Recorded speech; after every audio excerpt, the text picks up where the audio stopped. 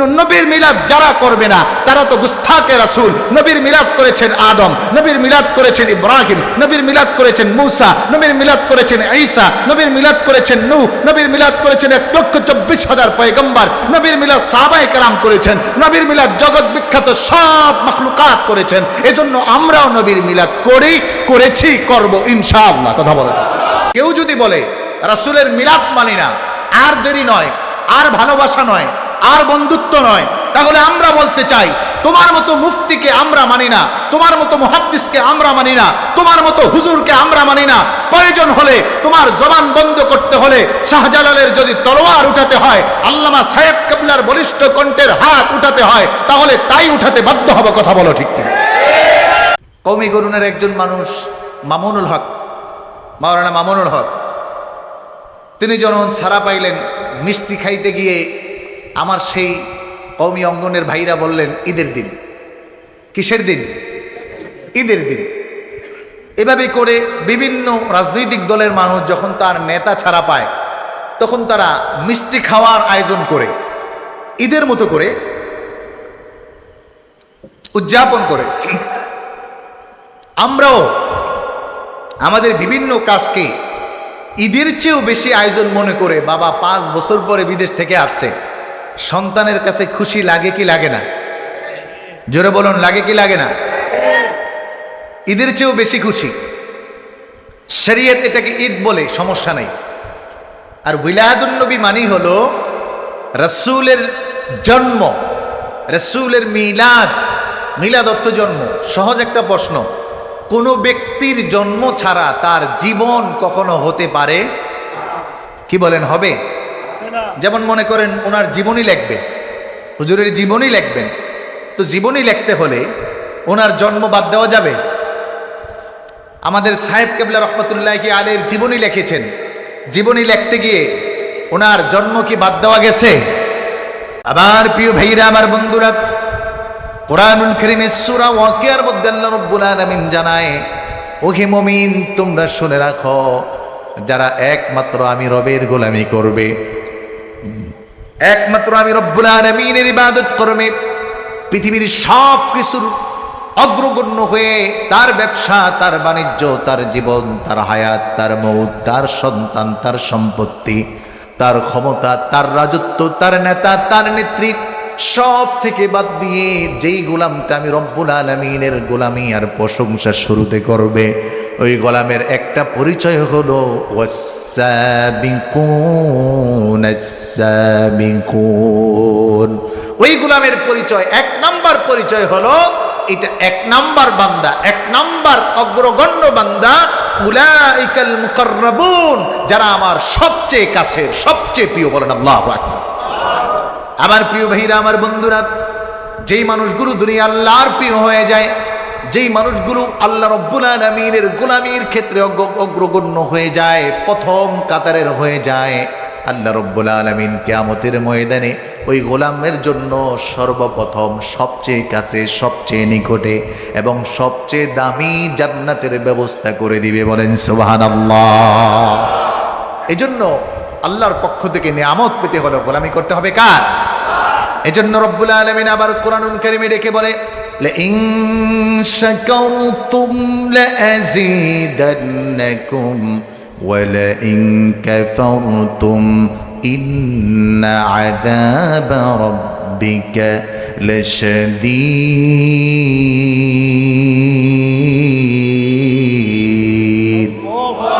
একটু জোরে বলেন আল্লাহু আকবার। আল্লাহ রাব্বুল আলামিন বলে, বান্দা নিয়ামত পাওয়ার পরে শুকরিয়া আদায় করবে আমার, লাযীদান্নাকুম, যেই বান্দা শুকরিয়া আদায় করবে, আল্লাহ বললেন না শুধু তার নিয়ামত বাড়ায়া দিব, শুধু একটাকে ইন্ডিকেট করে বললেন না তোমার হায়াত বাড়াবো, তোমার সম্পদ বাড়াবো, বরং কোরআন বলছেন লাযীদান্নাকুম, বান্দা যেই নিয়ামত প্রয়োজন ওই নিয়ামত বাড়াবো। তার মানে কোরআন ডেকে ডেকে জানায়, ও বান্দা কার সন্তান দরকার, আমি আল্লাহ সন্তানের ব্যবস্থা করব।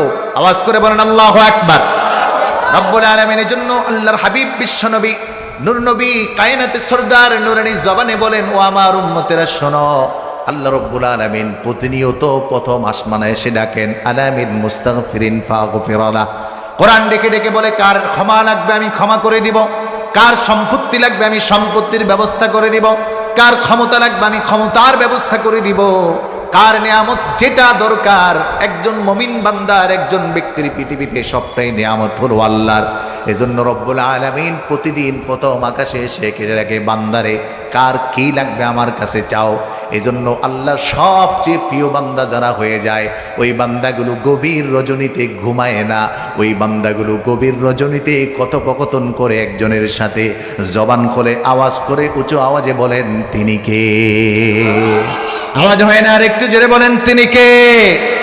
এজন্য কোরআন বলে তাতাজাফা জুনুবুহুম আনিল মাদাজি'i ইয়াদউনা রাব্বাহুম খাওফান ওয়া তামাআন ওয়া মিম্মা রাযাকনাহুম ইউনফিকুন। আল্লাহ রাব্বুল আলামিন জানে ওই বান্দাগুলো ঘুমায় না। তাতাজাফা জুনুবুহুম আনিল মাদাজি, এমনি এমনি আল্লাহর প্রিয় হওয়া যায় না, এমনি জান্নাতের মালিক হওয়া যায় না, এমনি কিয়ামতের ময়দানে বিনা হিসাবে আল্লাহর কাছাকাছি যাওয়া যাবে না। বরং রব ডেকে ডেকে বলে ওই মানুষগুলো যখন গভীর রজনীতে সবাই ঘুমিয়ে যায় ওই বান্দাগুলো তাদের বিছানা থেকে উঠে যায়, আর আমি আল্লাহ রব্বুল আলামিন ডাকি ও বান্দা কার কি লাগবে আমার কাছে চাও। ওই বান্দাগুলো গভীর রজনীতে আমি আল্লাহর কুদরতি কদমে মাথাটা লুটে দিয়ে রবকে ডাক দিয়ে যখন বলে আল্লাহ, আমার রব বলে ও গোলাম তোমার কি লাগবে, আমি বান্দা হাজির। আল্লাহু আকবার বলেন। এজন্য আল্লাহর প্রিয় হওয়ার জন্য যারা আল্লাহর প্রিয় হয় তাদের সবচেয়ে most of the important time to submit the application to almighty lord Allah, আল্লাহর কাছে তার আবেদনটুকু উপস্থাপনা করার সবচেয়ে গুরুত্বপূর্ণ টাইম সময় হলো গভীর রজনী, ভোর রাত্রে যখন সবাই ঘুমায়, পৃথিবীর সব দরজা বন্ধ, সব পশু পাখি ঘুমায়, গাছপালা তরুণতা ঘুমায়, কিন্তু আল্লাহর একদল বান্দা আছে যারা ঘুমায় না। তারা কথা বলে কার সাথে বলুন? আরেকটা যারা বলুন কার সাথে? এজন্য কোরআন আবার ডেকে বলছেন ওয়া মিনাল লাইলি ফাতাহাজ্জাত বিহি নাফিলাতান লাকা আসা আন ইয়াবআসাকা রাব্বুকা মাকামান মাহমুদা ওয়া কুর রাব্বি আদখিলনি মুদখালা সিদকিন ওয়া আখরিজনি মুখরাজা সিদকিন ওয়া জাআলনি মিন লাদুনকা সুলতানান নাসীরা। জবান খুলে আওয়াজ করে বলুন আল্লাহু আকবার। আল্লাহ রাব্বুল আলামিন জানায় শোনো, যারা আমার প্রিয় বান্দা হয় তারা এমনি হয় না, শুধু ফরজ মানার মাধ্যমে হয় না, বরং এই বান্দাগুলো আমার প্রিয় বান্দা হয় ফাতাহাজ্জাত বিহি নাফিলাতাল লাক। গভীর রাত্রে সব মানুষ ঘুমায়, তারা ঘুমায় না, তারা নফল নামাজ তাহাজ্জুদে দাঁড়িয়ে যায়। আল্লাহু আকবার বলুন। এজন্য মানুষের মধ্যে পার্থক্য আছে, কোয়ালিটি আছে। এজন্য আমরা শ্রেষ্ঠ মানুষ হতে চাই। কি বলেন? আমরা কি হতে চাই? শ্রেষ্ঠ মানুষ, কোয়ালিটিফুল মানুষ, যেই মানুষগুলোকে আল্লাহ ডেকেছেন আলা ইন্না আউলিয়া আল্লাহি লা খাউফুন আলাইহিম ওয়ালা হুম ইয়াহজানুন। আল্লাহ ডেকেছেন এরা আমার প্রিয় বান্দা। এজন্য আল্লাহর প্রিয় বান্দা হওয়ার জন্য নফল ইবাদতে বেশি বেশি মনোযোগ হতে হয়। আর রবিউল আউয়াল মাসটাও এই নফল ইবাদতের একটি শ্রেষ্ঠ মাস। আলহামদুলিল্লাহ বলে। এই যে আমরা এখন যেটা করতেছি এটা তো ফরজ না, ওয়াজ মাহফিল করে আয়োজন করা ফরজ ছিল না, কিন্তু নফল ইবাদতের মধ্যে একটি অন্যতম ইবাদত, এবং যেটার সাথে হুব্বে রাসূল সম্পর্কিত। হুব্বে রাসূল কি? বলে যেটার সাথে ইমানের সম্পর্ক। ইমানের সম্পর্ক কি? বলে যেটা না হলে তুমি আল্লাহ মানলেও ইমানদার না। কথা বুঝেন নাই? আল্লাহকে মানলেও ইমানদার, ওটার নাম হলো হুব্বে রাসূল। মানে আপনি বলছেন আল্লাহ এক, কিন্তু মুহাম্মাদুর রাসূলুল্লাহর রিসালাত মানেন না, উলাদাত মানেন না, সিরাত মানেন না, রাসূলের হাদিস মানেন না, রাসূলের জীবন মানেন না, রাসূলের আদেশ মানেন না, রাসূলের নিষেধ মানেন না, রাসূলকে খাতামুন নাবিয়্যিন মানেন না, তাহলে আপনি আল্লাহকে মানলেও ইমানদার আর মুসলমান হতে পারেন? কথা কি আমারটা বুঝাইতে পারছি? আমি খুব বেশি লাউডলি কথা বলতে পারবো না, শারীরিকভাবে খুব দুর্বল, হাত পা কাঁপে। আজকে আসতে পারবো বলে গত রবিবারও আমার একই বিশ্বাস ছিল না, তখন আমি বিছানায় 103 জ্বর, কিন্তু কর্তৃপক্ষকে জানাই নাই, টেনশন করবে, কারণ শেষটুকু পর্যন্ত দেখা দরকার। নিয়ত ছিল এ আবার পরিচিত, আবার এর পরিচিত, আবার আপনাদের দাওয়াত দিচ্ছার নাম নাকি, হ্যাঁ, তো হাফেজ শাহ হুজুরের ছেলে, এই জন্য আবার না করি নাই যে যদি জুমার নামাজ পড়াইতে পারি তাইলে বিমানের টিকিট যেহেতু কাটা আছে তাইলে নিয়ত করব যাওয়া যায় কিনা ইনশাআল্লাহ। তো আলহামদুলিল্লাহ এ পর্যন্ত আসছি, কিন্তু লাউডলি কথা বললে একটু প্রবলেম হচ্ছে আমার মনে হচ্ছে। এজন্য আপনারা আমাকে একটু সহযোগিতা করবেন। আমি যতক্ষণ থাকবো চেষ্টা করব আপনাদেরকে কোরআন ও হাদিস থেকে কিছুটা বোঝানোর জন্য, শুধু যেন ওয়াজ না হয়। কি থাকবেন না চলে যাবেন? আপনারা থাকবেন? কিতাবা আমার মাত বুঝরানা নি ভাই, জোরে কোকা বুঝরানি মাত। আপনারা থাকতেন না চলে যাবেন? থাকবেন। তা কারা কারা ঘুমাচ্ছেন হাত দেখান।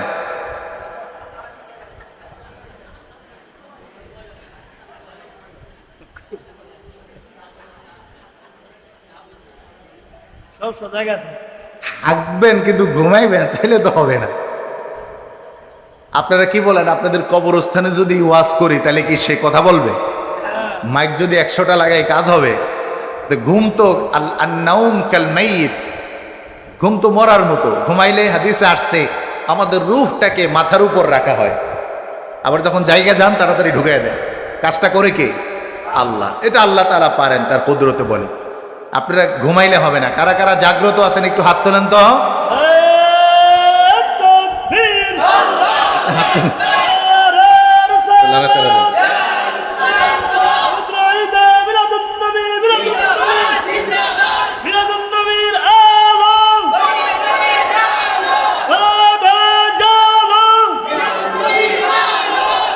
সম্মানিত হাজিরিন, তাহলে আমরা এমন একটি মাসে এসেছি যেই মাসটা হলো উলাদুন নবী। আমার কথাগুলো একটু কান দিয়ে শুনবেন, সব ওয়াজে সুর দেব না। মিলাদুন নবীর মাহফিল, অন্য কোনো আলোচনায় যদি আসি সেখানে সুর কণ্ঠ যা লাগে শুনেন। কিছু কথা ভেঙে ভেঙে বলবো, এই জন্য যেন আপনার জেহানে থাকে, মনে থাকে, কারণ এটা একটা ক্লাসের মতো। কথা কি আমি বুঝাইতে পারছি ভাই? উলাদুন নবী, আল্লাহ রাব্বুল আলামিন পৃথিবীতে এক একটা জিনিসকে এক একটা জিনিসের উপর সম্মানিত করেছেন। যেমন আল্লাহ রাব্বুল আলামিন মাসের মধ্যে শ্রেষ্ঠ মাস একটা রমাদান। কি মাস? রমজানকে শ্রেষ্ঠ করেছেন কোরআন নাজিল করে, সুবহানাল্লাহ বলো। জিলহজ মাসকে শ্রেষ্ঠ করেছেন হজের আমাল দিয়ে। এভাবে করে এক একটি মাসকে আল্লাহ তাআলা এক একটি জিনিস দিয়ে সাজিয়েছেন।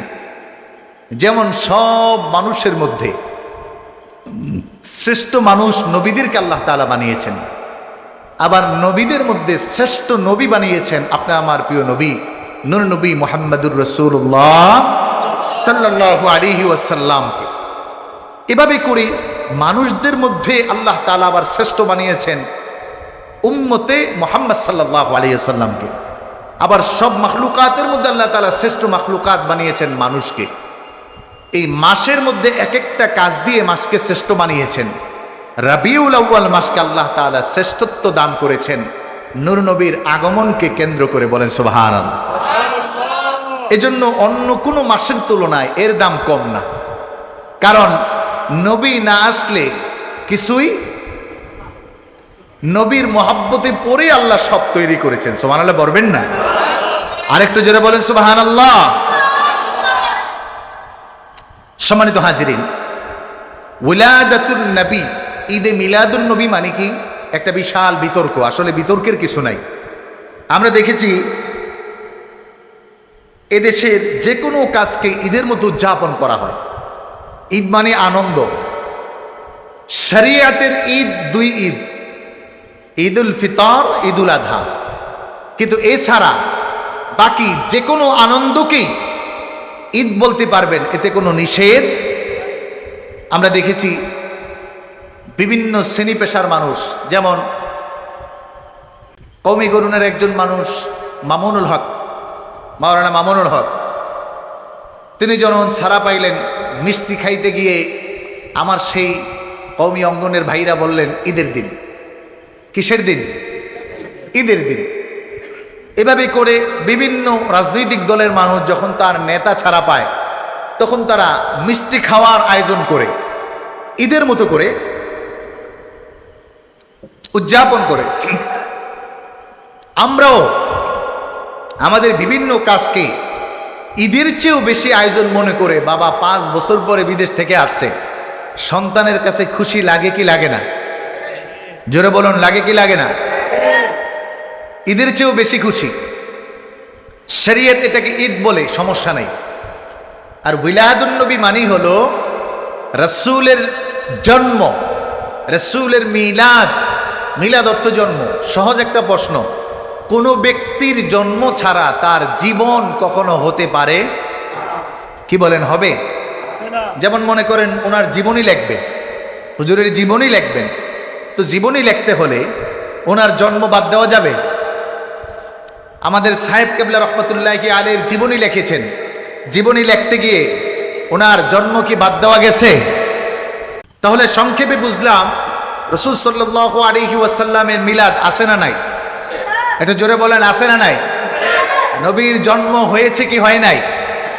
পৃথিবীতে রাসূলের জন্মের এই আলোচনা আছে না নাই? আমরা একটু দেখব, কোনো বিরোধিতা করব না। যারা বলে নাই তাদেরকে আমরা বোঝাতে চাইব, মারামারি করব না, ঝগড়া ফাসাদ করব না। ফুলতলি দরবার, শেরসিনা দরবার, সোনাগন্ধা দরবার, জৌনপুর দরবার, হক্কানি পীর মাশায়েখদের দরবার এটা কখনো ঝগড়া ফাসাদ পছন্দ করে না। তারা কোরআন ও হাদিস ভিত্তিক আমল করে এবং রাসূলের মহাব্বত প্রকাশ করতে চায়, কারোর সাথে দ্বন্দ্ব যেতে চায় না। কেউ মানলে তাকে বুঝানোর চেষ্টা করে, কিন্তু যদি সর্বশেষ না বুঝে তাহলে এটা বলে বারবার লাথি খাওয়ার সময় নাই, প্রয়োজনে পা ভেঙে দেওয়ার সক্ষমতাও রাখে। কথা বলেন ঠিক কিনা? কথা কি আমারটা বুঝতে পারছেন? যেমন আমরা কারোর সাথে ঝগড়ায় যাই না, কিন্তু কেউ যদি বলে শাহজালাল ইয়ামানী রহমতুল্লাহি আলাইহির মাজার ভেঙে দিবে, তাহলে আমরা তার হাত একেবারে ভালো ছাড়তে চাই না। কি বলেন, একটু দেখা দরকার আছে না নাই? কারণ এদেশে ইসলাম প্রচারের প্রারম্ভিকতার ইতিহাস হলো অলিদের ইতিহাস। এদেশে আজ থেকে 30 বছর আগে গেলেও ঘরে ঘরে হাফেজ মাওলানা মুফতি ছিল না, ডাল খেয়ে এতিম মাদ্রাসা ছিল না। আজকে বড় মুফতি হয়ে যায়, পড়াশোনা না করেই এদেশে অনেক মুফতি হয়। আলহামদুলিল্লাহ, আপনাদের দোয়ার বরকতে পড়াশোনা আলিয়া কৌমিয়া 2 সেক্টর থেকেই ইফতা করা আছে আমার। কওমি মাদ্রাসা দাওরা হাদিস সবচেয়ে বড় মাদ্রাসা বাংলাদেশের, যাত্রাবাড়ি মাদ্রাসা থেকে করা আছে, ইউনিভার্সিটি থেকে পড়া আছে। এর মোটামুটি একটু সব খুঁজে বসে দেখার চেষ্টা করেছি। অর্জন বেশিটা নাই, পড়াশোনা বেশি করি নাই, কিন্তু একটু লড়াচড়ে দেওয়ার চেষ্টা করেছি। সম্মানিত হাজিরিন, এজন্য আমরা আগে মূল বুঝবো। কেউ যদি বলে রাসূলের মিলাদ মানি না, আর দেরি নয়, আর ভালোবাসা নয়, আর বন্ধুত্ব নয়, তাহলে আমরা বলতে চাই তোমার মতো মুফতিকে আমরা মানি না, তোমার মতো মুহাদ্দিসকে আমরা মানি না, তোমার মতো হুজুরকে আমরা মানি না। প্রয়োজন হলে তোমার জবান বন্ধ করতে হলে শাহজালালের যদি তলোয়ার উঠাতে হয়, আল্লামা সাহেব কেবলার বলিষ্ঠ কণ্ঠের হাত উঠাতে হয়, তাহলে তাই উঠাতে বাধ্য হবে। কথা বলো ঠিক কিনা?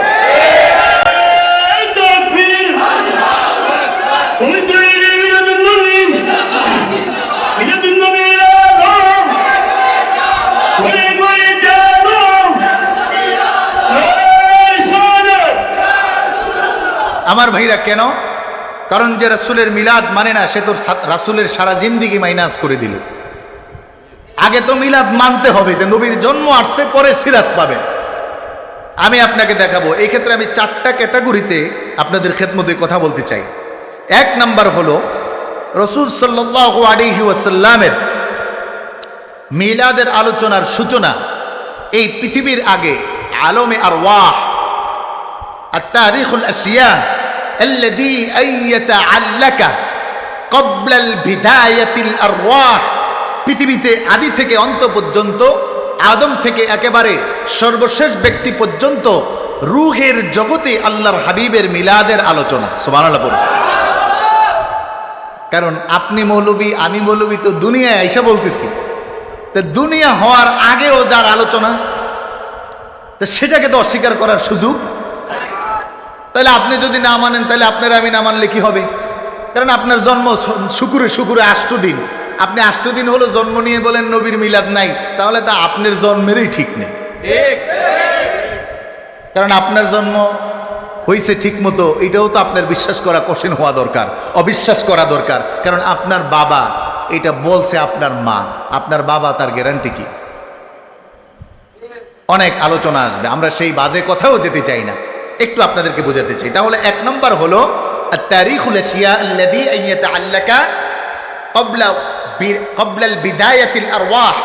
সকল রূহ এই পৃথিবীতে সৃষ্টির আগে আল্লাহ রব্বুল আলামিন রাসূলের মিলাদের আলোচনা করেছেন। একটু আল্লাহু আকবার বলো। এরপরে হলো বাদাল ইদহারিল আরওয়াহ, মানে পৃথিবীতে রূহ প্রকাশের পর থেকে একেবারে মুহাম্মদুর রাসূলুল্লাহ সাল্লাল্লাহু আলাইহি ওয়াসাল্লাম নবীর আগমন পর্যন্ত রাসূলের মিলাদের আলোচনা।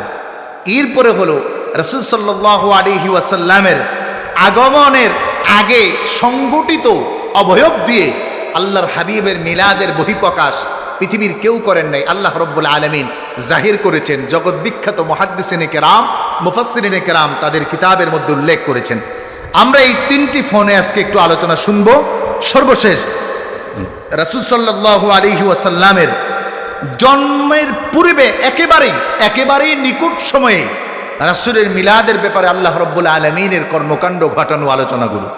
তাহলে 1 নম্বরে আমরা শুনলাম নবীজির মিলাদ, এই পৃথিবী জন্ম হয় নাই, রহিম জন্ম হয় নাই, সত্তার জন্ম হয় নাই, ইমাম বুখারী হয় নাই, ইমাম মুসলিম হয় নাই, আদমের জন্ম হয় নাই। ভালো করে বুঝেন, আদমের জন্ম হয় নাই। অতএব তুমি যখন উত্তর দিবে, তুমি যখন আলোচনা করবে, বলবা ইমাম বুখারী বলে নাই, ইমাম মুসলিম বলে নাই, ইমাম আবু হানিফা বলে নাই, নবীজির সাহাবীরা বলে নাই, নবীজি বলে নাই। বলে নবীজি আগমনের আগে, এই পৃথিবীতে আদমের সৃষ্টির আগে, লৌহ কলমের আগে, পাহাড় তৈরির আগে, পর্বত তৈরির আগে, সমুদ্র তৈরির আগে, গাছপালা তৈরির আগে, 18,000 মাখলুকাত তৈরির আগে, বরং 80,000 মাখলুকাত তৈরির আগেই আল্লাহ রব্বুল আলামিন রাসূলের মিলাদ করেছেন। বলেন সুবহানাল্লাহ। সম্মানিত হাজিরিন, আল্লাহ রব্বুল আলামিন আলমে আরওয়াহ, এই পৃথিবীর ইবতিদা তখন পর্যন্ত শুরু হয় নাই, পৃথিবীর সৌন্দর্য পৃথিবী দেখতে পায় নাই। আল্লাহ রব্বুল আলামিন 2টি ভাগে রাসূলের পরিচয় ঘটালেন। একজন মানুষের আগমনের এলান এমনভাবে আল্লাহ রব্বুল আলামিন দিলেন, সব মানুষের রূহ আল্লাহ তাআলা তৈরি করেছেন, কিন্তু কোনো মানুষের রূহকে জাহির সুরত আল্লাহ রব্বুল আলামিন প্রকাশ করেন নাই। আল্লাহ রব্বুল আলামিন রূহের জগতে সব নবীদেরকে নিয়ে বসলেন।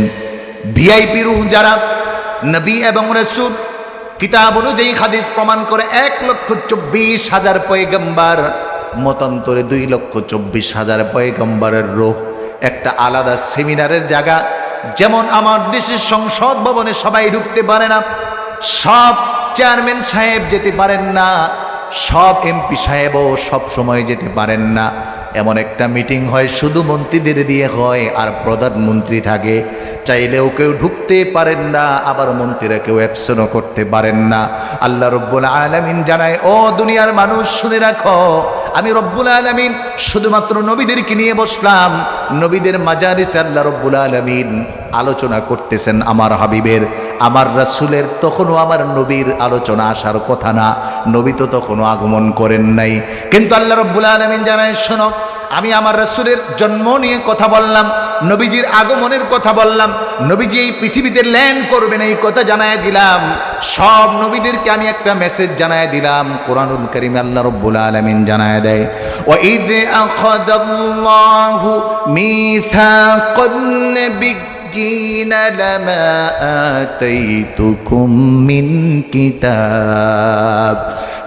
কিতাবিন ওয়া হিকমাতিন সুম্মা জাআকুম রাসূলুম মুসাদ্দিকুল লিমা মা'আকুম لتؤمنن به ولتنصرن। জবান খুলে বলেন আল্লাহু আকবার। আমার ভাইরা, আমার বন্ধুরা, ও আমার যুবক ভাইরা, পর্দার আড়ালে মা বোনের একটু দিলের কানটা দিয়ে শুনবেন। যেই ভাইরা আমার বিরোধিতা করেন মিলাদুন নবী করা যাবে না, তাদের 2টা পায়ে পড়ে আমি তাদেরকে শোনার জন্য কাকুতি জানাচ্ছি, শুনুন। আপনি পরে বিবেচনা করবেন। আল্লাহ রব্বুল আলামিন জানায়, দুনিয়ার মধ্যে নয়, আলমে আরওয়াহ কোনো ব্যক্তি নয়, সাধারণ তুমি আমি নয়, সব নবীদের রূহগুলোকে আল্লাহ রব্বুল আলামিন একত্রে সেমিনার করে বসালেন। এবার আল্লাহ বলতেছেন, আমি আল্লাহ রব্বুল আলামিন ওই নবীদের থেকে ওয়াদা গ্রহণ করলাম। একটু ভালো করে বুঝেন, একটা হলো আদেশ, এই এটা করো, চাইলে করতেও পারে নাও করতে পারে, অপশন আছে, না করলে বলে করো নাই কেন প্রশ্ন করে। আরেকটা হলো আবেদন, আব্বু এটা কইরো, সেটার মধ্যেও করার অপশন আছে, না করার অপশন আছে। না করলে বলো বাবা এত ভালোবেসে বললাম কেন করো নাই, তোমার কষ্ট হয়েছিল, তোমার মন খারাপ ছিল, শরীর খারাপ ছিল। কিন্তু যেটা মিসাক, এটা না করার কোনো অপশন নাই।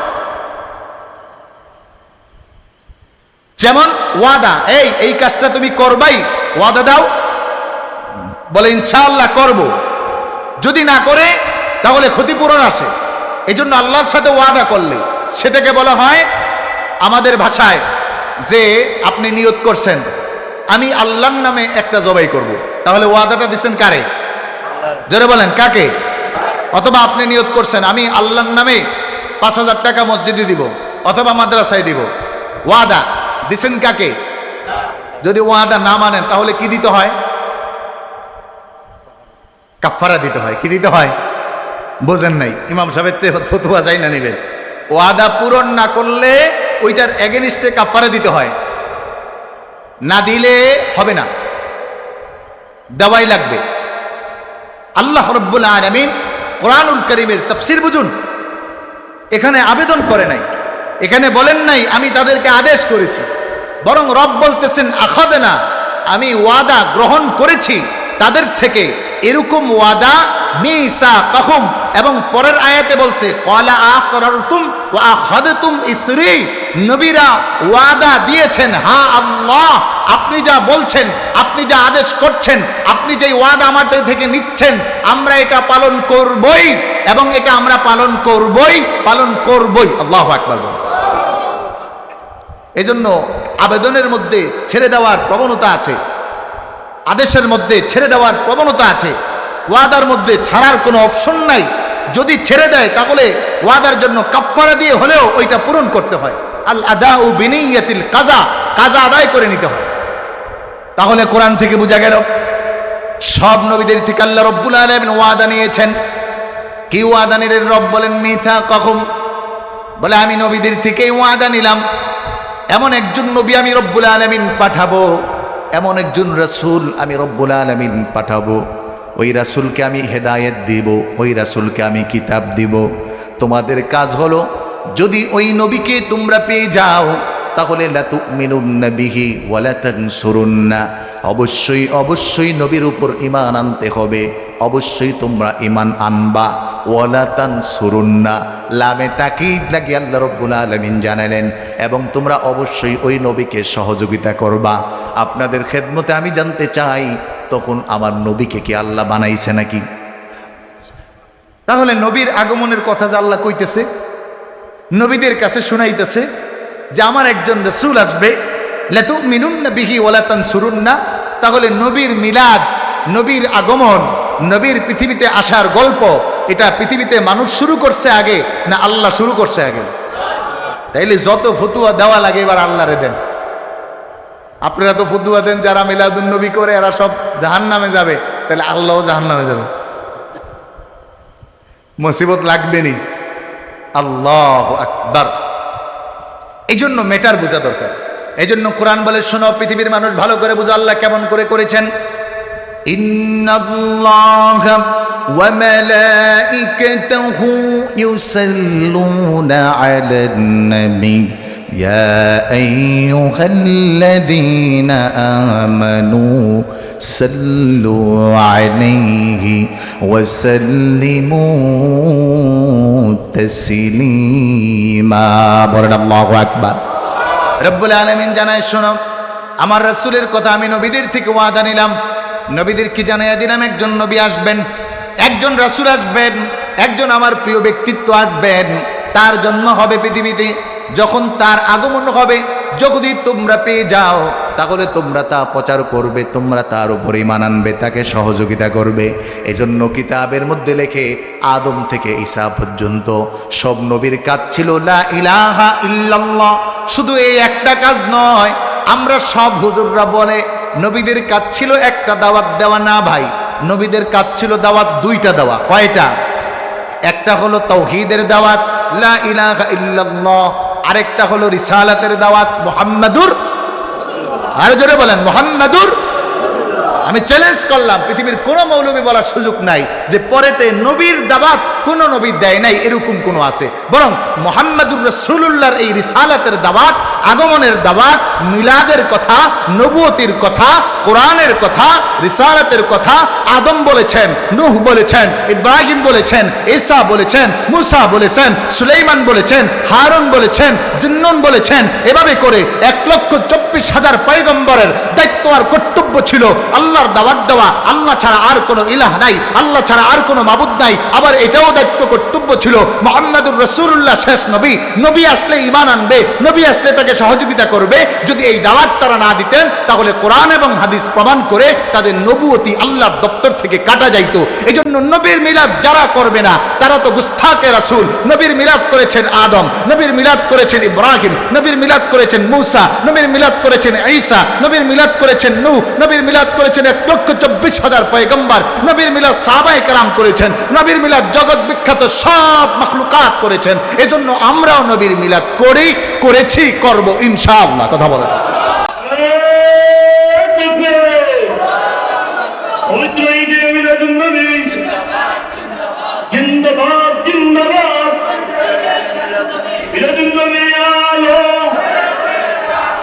আমার ভাইরা, আমার ভাইরা,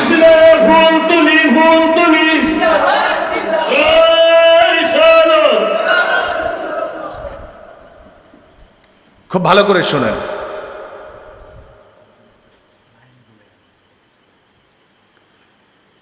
এই কথার অর্থ এটা নয় মিলাদুন নবীর নামে গান বাজাবো, মিলাদুন নবীর মানে তবলা বাজাবো, মিলাদুন নবীর নামে ডান্স করব, মিলাদুন নবীর নামে আউল ফাউল উল্টাপাল্টা কাজ করব, আতশবাতি জ্বালাবো, এইটা নয়। আমরা এটাকে সাপোর্ট করছি না। হ্যাঁ, মিলাদুন নবী, নবীর আগমনের দিন মোবারক রেলি বের করেছে, মোগলা বাজার গুস্তাখে রাসূল নামে নাম দিয়েছে, ইসলামী দলের নামে নাম দিয়েছে, অথবা মানুষ নামে পশু হায়াওয়ান জানোয়ারগুলো যারা মোবারক রেলিতে আক্রমণ করেছে ওরা অবশ্যই নবী প্রেমিক হতে পারে না, ওরা শয়তানের প্রেমিক। কথা বলেন ঠিক কি? কারণ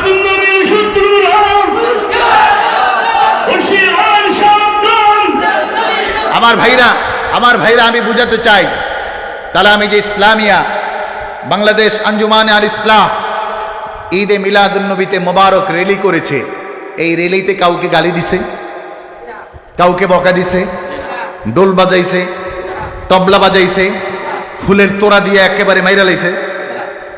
যারা এটা করে আমরা তাদেরকে সাপোর্ট করি না। কথা বলুন ঠিক কিনা?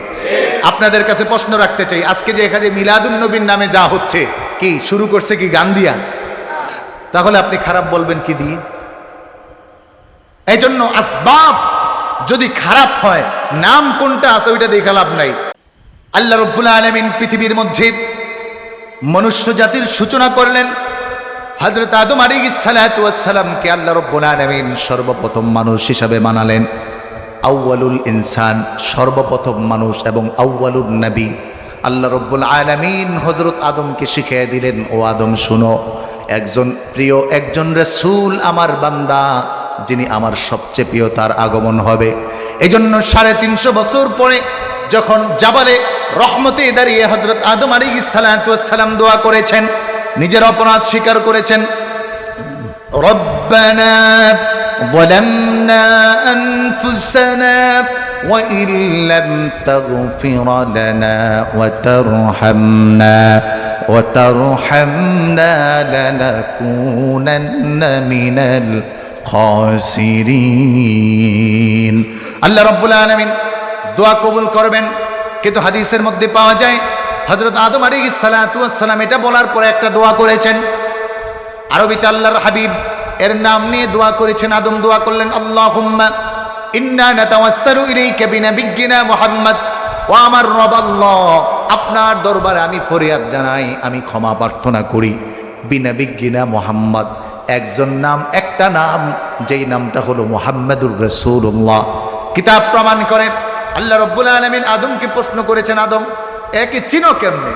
বলে আল্লাহ আমাকে যখন রূহ দেওয়া হয়েছে সর্বপ্রথম আমি পায়ায় যেটা লেখা দেখেছি আরশের পায়ায় মাকতুবান লা ইলাহা ইল্লাল্লাহ মুহাম্মাদুর রাসূলুল্লাহ, তখন থেকে আমি বুঝেছি যে এই ব্যক্তিটা আপনার এত প্রিয় এত কাছে যার নাম আপনি আপনার নামের সাথে লাগিয়ে দিয়েছেন। বলে ও দুনিয়ার মানুষ, সর্বপ্রথম মানুষকে আল্লাহ তাআলা নবীর নাম দেখায়া পরিচিত করায় দিলেন। এই নবী আসবেন, এই নবীর আগমন হবে, এটা আমার কাছে একজন প্রিয়।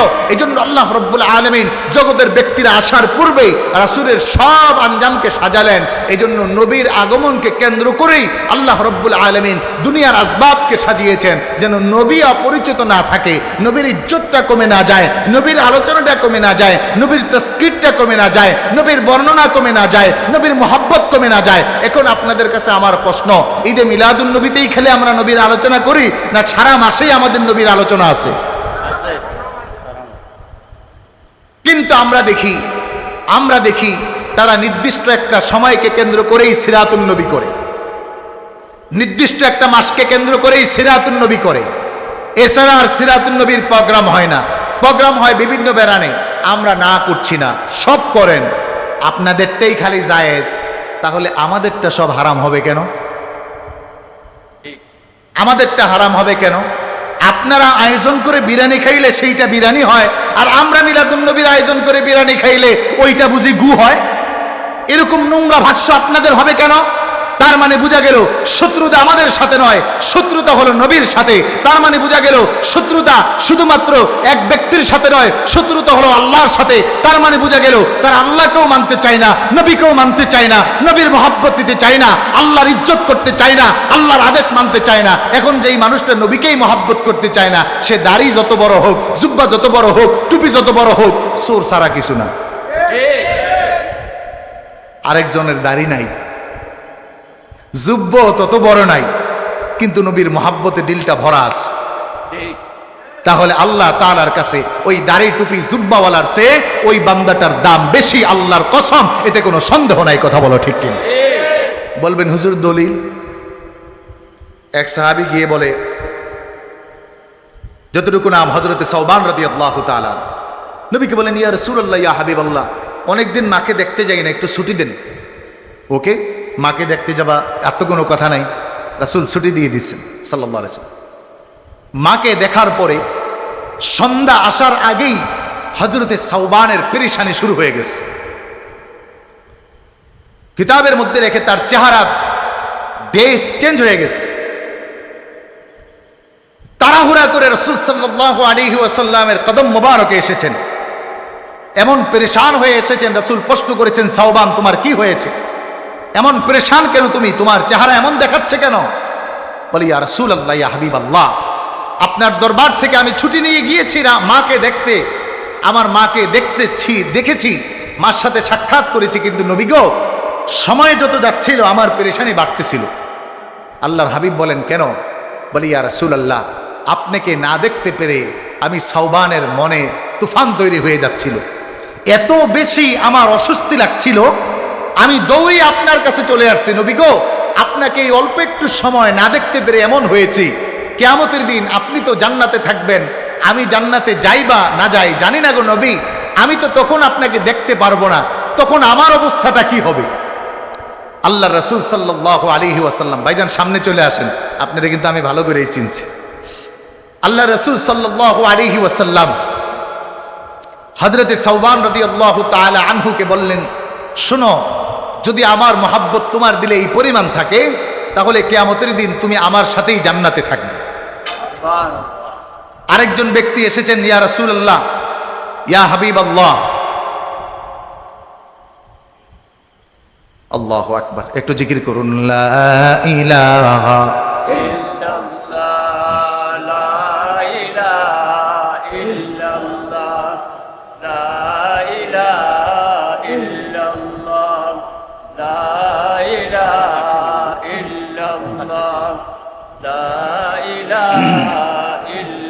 মাশাআল্লাহ, লা ইলাহা বৈবহু দূরে মাদিনা, বলো কেমনে যাব জানি না। মদিনা যেতে মন চায়? কার কাছে একটু হাতটা উঁচু করুন। জোরে আওয়াজ করে বলুন আল্লাহ। আমাদেরকে মক্কা মদিনার মুসাফির না বানিয়ে কবরে নিয়েন না, বলেন আমিন। মোহাব্বতে করুন। বহু দূরে মদিনা, বলো কেমনে যাব জানি না। দয়াল আল্লাহ দয়া কর, দয়াল আল্লাহ নসিব কর মদিনা, বলো লা ইলাহা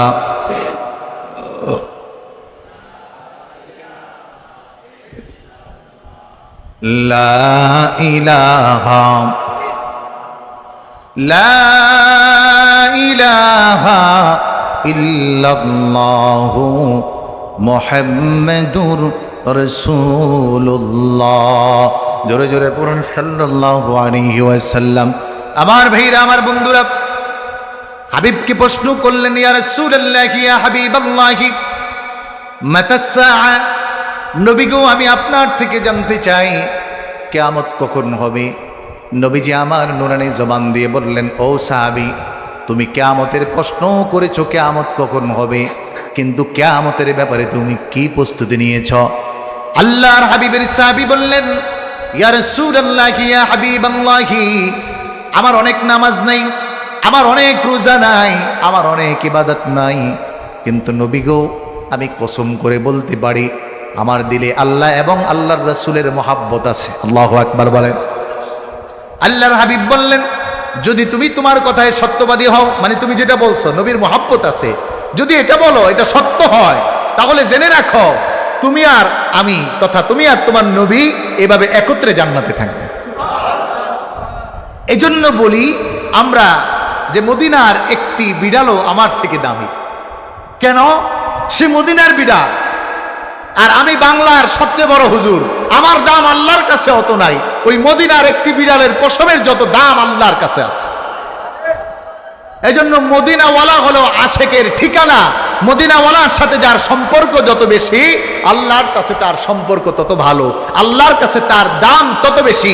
এজন্য কোন দলের আর কোন প্রেসিডেন্ট হলা তুমি, কোন দলের নেতা হলা তুমি, নেতার ক্ষমতা কত হলো তুমি, তোমার কত বড় বক্তা টাইটেল হলো, কত বড় প্রেজেন্টার হলা, কতবারে আহাজারি হলা, কতবারে আজহারি হলা, কত বড় মক্কি হলা, কত বড় মাদানী হলা, এই টাইটেল আল্লাহর কাছে কোনো দাম নাই। কিন্তু তুমি আশেকে রাসূল কতটুকু হয়েছ, যদি যারা পরিমাণ আশেকে রাসূলও হতে পারো, তাহলে এটার বড় দাম আল্লাহর কাছে আছে। কথা বলেন ঠিক? সম্মানিত হাজিরিন, সম্মানিত হাজিরিন, এজন্য আমি আমার আলোচনায় বলি, যদি আজহার ইউনিভার্সিটিতে টাইটেল নেওয়ার পরে নবীর ইজ্জত না দেওয়া যায়, খাদিজা রাদিয়াল্লাহু তাআলা আনহার ইজ্জত না দেওয়া যায়, শেরে খুদা আলীর ইজ্জত না দিতে পারো, তাহলে তোমার টাইটেল আর পিএইচডি ডিগ্রি এটা ডাস্টবিনে ফেলে দাও। যেই অর্জন, যেই শিক্ষা নবী এবং নবীর পরিবারকে সম্মান করতে পারে না, ওই ডক্টরেট ডিগ্রি তোমাকে আল্লাহর কসম কবরে, হাসরে, মিজানে, ফুলসিলাতে মাফ করাতে পারবে না, পারবে না, পারবে না। কথা বলো ঠিক? টাইটেল হওয়া যায়। এজন্য আমি আমার প্রায় আলোচনায় বলে থাকি, আমাদের দেশে তো এখন অনেক দল বের হয়েছে। আমার নিজের লেখা, এটা একটু মিলিয়ে নিয়েন। যারা চায় দামাতে সুন্নাত, নেই কো তাদের কোনো হিম্মত। যারা চায় দামাতে সুন্নাত, নেই কো তাদের কোনো হিম্মত। দাবিটা তাদের ইসলামী দল, আসলে ওরা শয়তানি বল। নাম দিছে ইসলামী দল, কিন্তু সুন্নতের কি নাই, আমল নাই। সুন্নতের তারা কি নাই, দাম নাই।